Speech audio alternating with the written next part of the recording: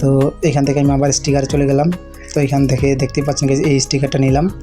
তো এইটাকে আমি এই ক্যারেক্টারটার এখানে ভালো করে সেট করব। দেখতেই পাচ্ছেন আপনারাও ভালো করে সেট করে নেবেন। সেট করে নেওয়ার পরে এখানে মুভ ডাউন করে দিব, তাহলে অনেকটা রিয়েলিস্টিক লাগবে, দেখতেই পাচ্ছেন। তো গাইস এখান থেকে আমি আবার চলে আসবো স্টিকারে। তো স্টিকারে আসার পর দেখতে পাচ্ছেন আমি এখানে দেখতেছি কোন স্টিকারটা নেওয়া যায়, কোনটা নিলে ভালো হয়। আপনারাও বেছে বেছে নেবেন ইচ্ছা মতো। তো গাইস এখান থেকে দেখতেছি কোনটা নিলে ভালো হয়। তো এখান থেকে আমি ফ্রি ফায়ার লেখাটা দেখতে পাচ্ছেন, এই লেখাটা নিব। তো দেখতেই পাচ্ছেন গাইস এখান থেকে দেখতেছি যে কোন জিনিসটা নিলে সবথেকে বেশি সুন্দর লাগবে, মানে অ্যাট্রাকটিভ লাগবে জিনিসটা। তো দেখতেই পাচ্ছেন গাইস এখান থেকে আমি এই লেখাটা নিয়ে নিলাম ফ্রি ফায়ার। তো গাইস এইটাকে আমি ভালো করে এখানে অ্যাডজাস্ট করব, অ্যান্ড এইটাকে অ্যাডজাস্ট করলেই আমাদের থাম্বনেল বানা কিন্তু একেবারে রেডি। তো আপনি যদি এরকম থাম্বনেল বানাতে পারেন গাইস, আপনার ভিডিও কিন্তু ফর ইউতে যাবে।